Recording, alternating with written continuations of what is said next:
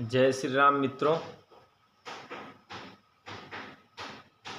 जैसे कि आज देखा जाता है कि हर व्यक्ति सोचता है कि यार हमसे जो बड़ा व्यक्ति है पैसे में पद में वह सुखी है, पर ऐसा कुछ भी नहीं है। जैसे सोचते हैं ना कि जो गरीब व्यक्ति वो सोचता है यार कि हमसे जो बड़े स्तर पे है वह सुखी है, और जो मध्यम वर्ग है वो सोचता है कि यार जो हमसे ऊपर है जो वर्ग वह सुखी है।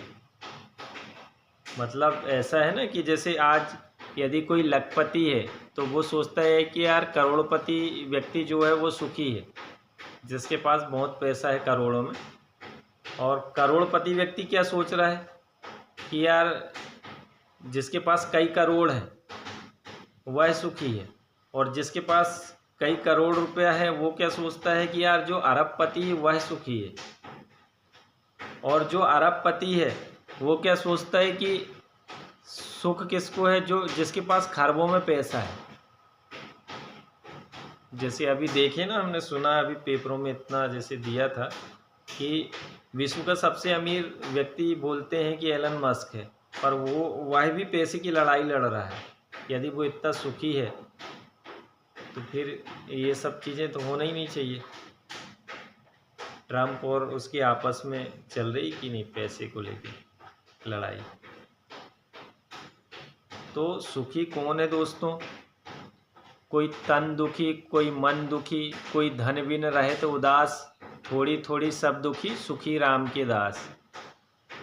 सुखी वही व्यक्ति है जो दिन भर मेहनत कर रहा है ईमानदारी से और कमा के ला रहा है, और पूरे परिवार एक साथ बैठ के खा रहे हैं। नहीं तो आप देख लो, आप किसी के भी आपको लगता है कि कोई बहुत सुखी व्यक्ति है जिसके पास पैसा है, उसके पास आप 2 महीने 3 महीने रह के देख लो, आपको पता चल जाएगा।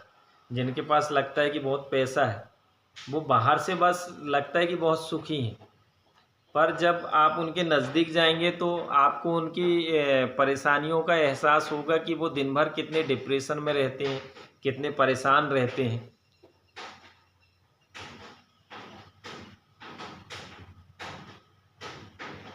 तो ये सब बहुत सारी चीज़ें ऐसी हैं, जैसे पहले मैं भी यही सोचता था कि यार पैसे से ही सुख आता है, और मैं भी बहुत सालों तक, अपने 20 सालों तक पैसे के पीछे बहुत दौड़ा, बहुत भागा।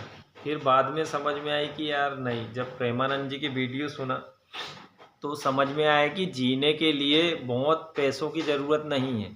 यदि आपको अच्छी लाइफ जीना है तो बहुत पैसों की ज़रूरत नहीं है। और मैं तो मानता हूँ कि ऊपर वाला ही सब कुछ करता है। कर्म तो हमको करने ही है, अच्छे कर्म। पर आपने देखे होंगे कई लोग पैसे के पीछे इतना भागते हैं मगर फिर भी कुछ मतलब उतना अच्छा रिजल्ट नहीं निकल पाता। और कई लोगों को देखो आप, ज़्यादा बिल्कुल मेहनत नहीं करेंगे मगर उनके पास ऑटोमेटिक पैसा आता है। तो मैं तो ये समझता हूँ कि ये कहीं ना कहीं हमारे भाग्य भी रहता है, हमारे कर्म भी रहते हैं, और हमारी मेहनत, ये सब चीज़ों का मिला जुला ये परिणाम रहता है। नहीं तो देखा जाता है कि जैसे अभी रोड कहीं की बन रही, जैसे ये नागपुर रोड बनी, तो कैसे लोगों की अचानक से किस्मत चेंज हो जाती है। कुछ जगह से रोड ऐसी मुड़ी हुई थी तो इंजीनियरों ने सीधा कर दिए, तो जो जिनकी ज़मीन प्रॉपर्टी रोड पे थी वो एक्चुअल अब रोड में आ गए, मतलब उनकी ज़मीन पीछे आ गई, और रोड सीधी होने से जो पीछे था उसकी ज़मीन, मतलब उसकी जो प्रॉपर्टी है वो ऑन रोड हो गई। मतलब उसको पता नहीं था ये सब, पर वो रातों रात करोड़पति बन गया, क्योंकि उसकी पीछे की जो प्रॉपर्टी की वैल्यू नहीं थी। पर जब जो पीछे वाले के, जब रोड सीधी हुई तो पीछे वाले की ज़मीन रोड से टच हो गई, और जिसकी रोड में थी पहले वो पीछे चली गई। तो कैसे कैसे परिवर्तन देखते हैं अपन, कैसे कैसे चमत्कार होते बहुत सारे। ये ऐसे ही नहीं होता, ये सब अपने कर्मों का फल रहता है। वो सब भगवान ने जो लिख दिया है वही होना रहता है। कि जैसे किसी को लाभ मिलना रहता, आप देखें कि अचानक से किसी किसी की लॉटरी लग जाती, वो ऐसे नहीं रहती। वो सब भगवान की माया है। बहुत सारी चीज़ें हैं जो बहुत, जब अध्यात्म में जब बहुत आगे बढ़ें या अपन ये सब चीज़ों को समझें, या बहुत सारी चीज़ें रहती तब ये सब चीज़ें समझ में आती। जैसे कुछ लोग अचानक से रातों रात इतने फेमस हो जाते हैं। अभी जैसे वो है ना, कौन से IIT बाबा फेमस हो गए, ऐसे बहुत सारे कई देखिए आपने, रातों रात एकदम फेमस हो जाते हैं और कुछ समय के बाद वो डूब भी जाते हैं। तो ये सब भगवान ने लिख के पूछा है कि किसको कितने समय तक सुख मिलना है, किसको कितने समय तक दुख मिलना है। अपने सोचने से और अपने करने से भी कुछ नहीं होता। हाँ, सिर्फ आप अच्छे कर्म करेंगे तो आपके पास दुख भी आएगा तो आप दुखी नहीं होंगे।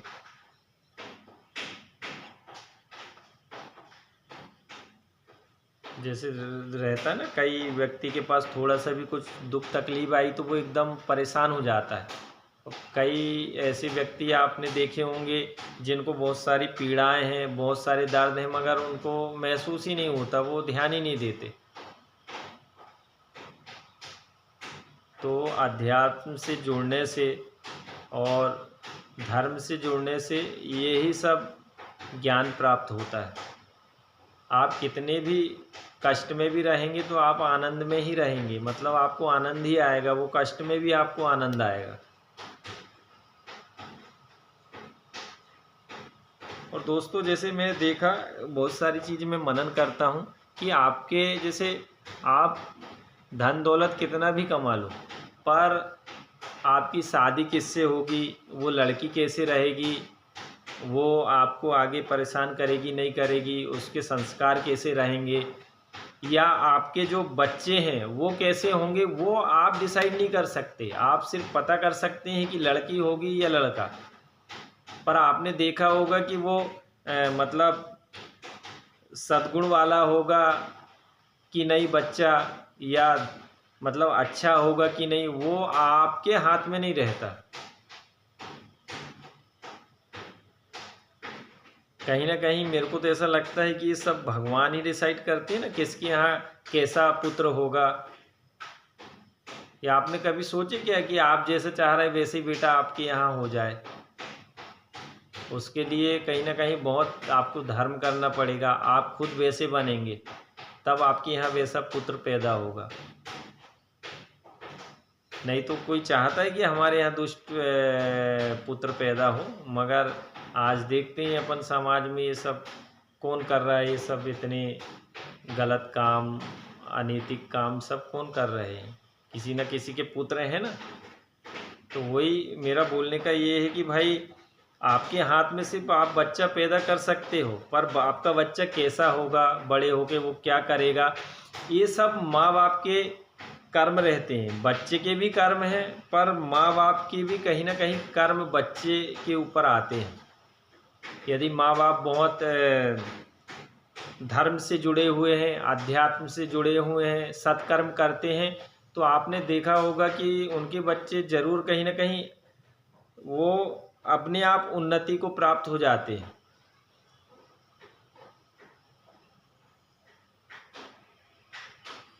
नहीं तो आप कितनी कोशिश कर लो कि उनको डॉक्टर इंजीनियर ये बनाना है, आपके सोचने से कुछ नहीं हो सकता।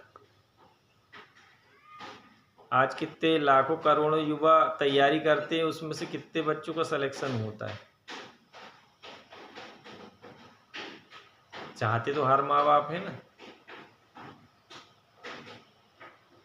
पर मेरे को ऐसा लगता है कि ये नसीब भी होता है, वो भगवान पहले से लिख के पहुंचाते हैं। पर हाँ, अच्छे कर्म करें तो हम नसीब को भी बदल सकते हैं। ये भी भगवान ने हमको एक स्वतंत्रता दी है कि भाई आपके कर्म यदि अच्छे हैं तो आप अपना नसीब बदल सकते हैं।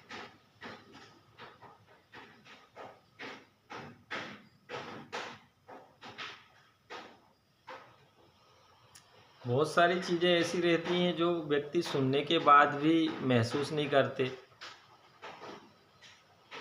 कई लोगों को कितना भी जैसे सुन लें ज्ञान की बात, वो कथा वार्ता सुन लें या भगवत कथा सुन लें, फिर भी वो अपने आप को क्यों परिवर्तन नहीं कर पाते। कई लोगों को देख रहा हूँ मैं कि भाई जैसे गलत काम कर रहे, उनको ये सब पता है, दिन भर इतनी रील्स चल रही हैं, महात्माओं के इतने सब प्रवचन चल रहे हैं, ऐसा नहीं कि वो सुनते नहीं हैं, वो सुनते हैं, पर उनको लगता है कि ये हमारे काम की चीज़ नहीं है। जहाँ खुद में परिवर्तन लाना रहता है तो लोग सोचते हैं ये हमारे लिए नहीं। जैसे कोई व्यक्ति है दारू का ठेका ले रहा है, उसको पता है कि ये गलत है, वो पूजा पाठ भी उतनी ही करेगा भगवान की। ऐसा नहीं कि वो पूजा नहीं करता और भगवान के प्रति आस्था नहीं है उसकी, पर उसमें सद्ज्ञान और विवेक की कमी है। वो क्या चाहता है कि भगवान मेरे पे कृपा कर दे, मैं गलत कर रहा हूँ और भगवान मेरे पे कृपा बनाए रखें और मेरी ज़िंदगी अच्छी हो जाए, मेरे बच्चे अच्छे निकलें। पर उसको इतना दिमाग नहीं चलता कि भाई यदि मैं गलत कर रहा हूँ या गलत मेरा व्यापार है तो भगवान कभी खुश हो ही नहीं सकते। आप कितनी ही पूजा पाठ कर लो ना, आपको वो धन दौलत मिल जाएगी आप गलत काम कर रहे हैं तो, पर आपके बच्चे कैसे निकलेंगे, आगे आपका भविष्य क्या होगा, वो सिर्फ भगवान ही फाइनल करेंगे। और गलत करने वाले कभी शांति को प्राप्त नहीं होते। मैं तो ये देखा हूँ कि जो व्यक्ति गलत काम करके धन दौलत कितना भी कमा ले, कितना ही पैसा रहे उसके बाद, तुरंत में तो ऐसा लगता है कि यार बहुत सुखी है, पर वो सुखी नहीं रहता। अंदर ही अंदर उसकी आत्मा कितनी तड़पती है। कभी ऐसे लोगों के साथ रहो आप कुछ समय तो आपको समझ में आएगा कि वो उनको शांति और सुख नहीं रहता, आनंद नहीं मिलता उनको, सिर्फ पैसा रहता है। वो अपने को ऐसा लगता है कि वो बहुत सुखी हैं, पर दोस्तों जो गलत काम करेगा वो कभी सुख तो पा ही नहीं सकता, वो आनंद में रह ही नहीं सकता।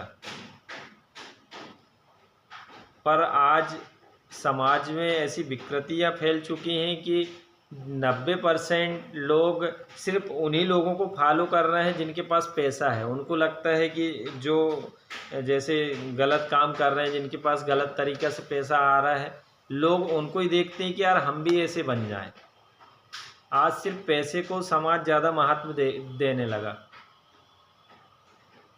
और यही कारण है कि आज समाज में इतनी बुराइयां फैल चुकी हैं। आपके बच्चों के हालात ऐसे हैं, अधिकतर बच्चे बिगड़ेल निकल रहे हैं, वो माँ बाप की सेवा नहीं कर पाते।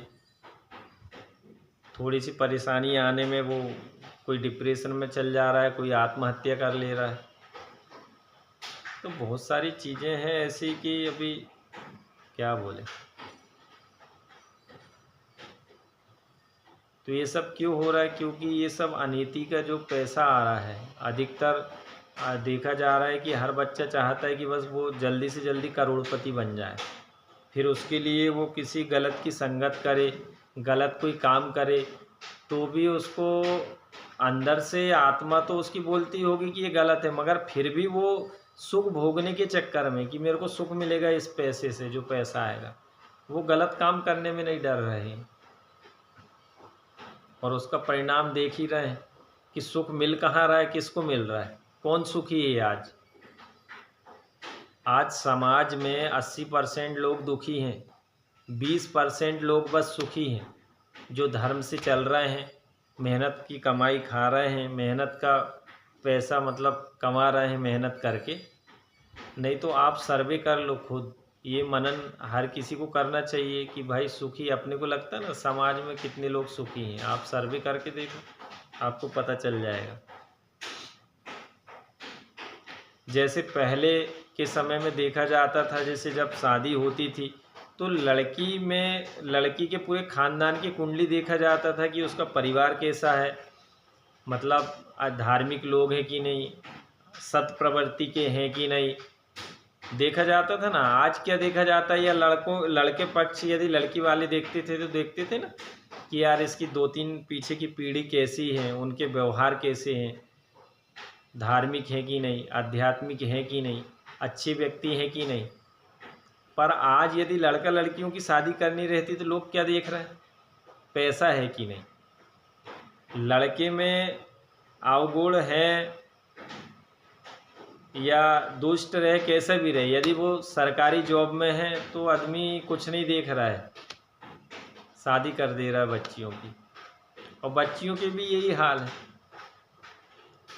आज विवेक से ज़्यादा पैसे को महात्म्य दिया जाने लगा, सद्गुणों से ज़्यादा पैसे को महात्म्य दिया जाने लगा। इसलिए ये हालत है कि आज कितने भी अच्छी बच्ची रहे, आप देखेंगे कि वो बच्चे में जो क्वालिटी है वो नहीं देखेगी, बच्चे की अच्छाई नहीं देखेगी, या जो लड़के हैं वो सिर्फ लड़कियों की सुंदरता के पीछे भाग रहे हैं। उसमें संस्कार है कि नहीं, आध्यात्मिक ज्ञान है कि नहीं, ये सब चीज़ें, इन सब चीज़ों पे ध्यान ही नहीं दे रहा है कोई। और उसी का दुष्परिणाम है कि आज जो तलाक रेट बढ़ते जा रहे हैं, बच्चियां 2 महीने 4 महीने रहने के बाद मायके नहीं, ससुराल नहीं जा रही हैं। तो ये सब ऐसा क्यों हो रहा है? कहीं ना कहीं गलत है ना, ये गलती है माँ बाप की, क्योंकि वो धर्म से युक्त पैसा नहीं कमा रहे हैं या अपने बच्चों को सही संस्कार नहीं दे पा रहे हैं। आज सिर्फ 20% लोग सही हैं समाज में, 20%। 80% लोगों की सोच सिर्फ पैसे के पीछे भागने वाली है।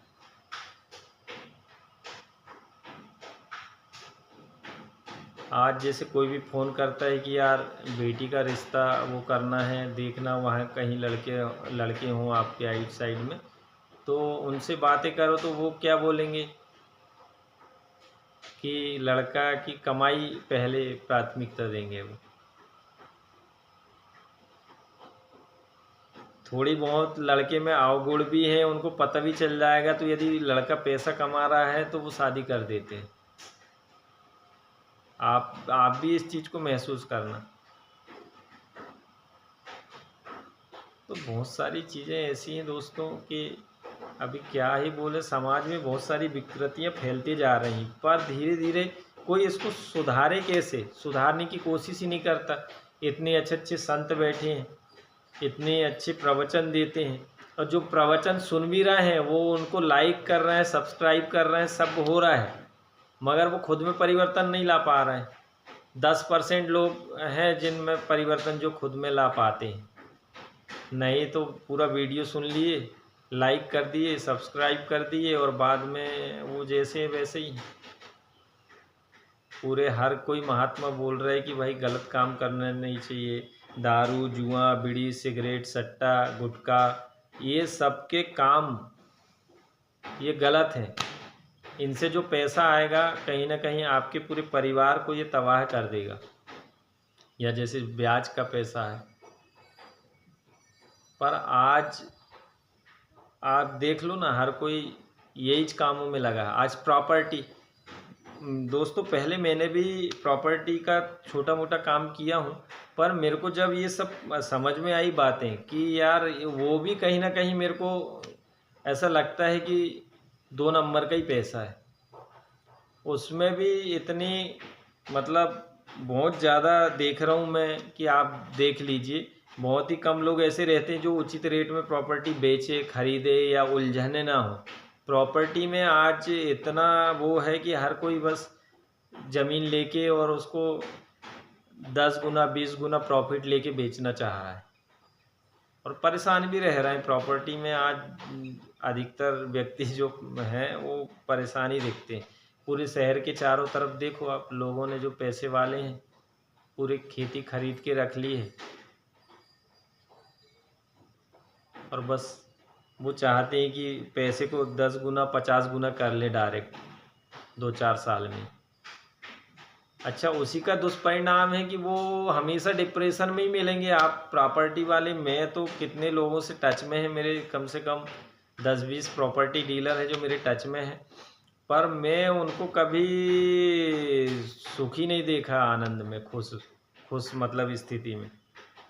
वो दिखाने के लिए तो दिखाएंगे कि वो बहुत सुखी हैं, बहुत खुश हैं, पर कहीं ना कहीं मेरे को तो ये लगता है कि ये प्रॉपर्टी वाला पैसा भी 2 नंबर में ही आता है, क्योंकि उसमें ईमानदारी कोई नहीं बरतता।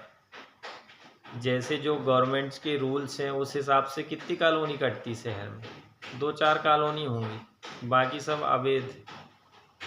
और अवैध है मतलब वो पैसा भी उसका अवैध ही कहलाएगा ना, कि आप 4 रुपये लगा रहे हो और 40 रुपये बना रहे हैं, तो धर्म तो यही बोलता है कि वो पैसा भी गलत है कहीं ना कहीं।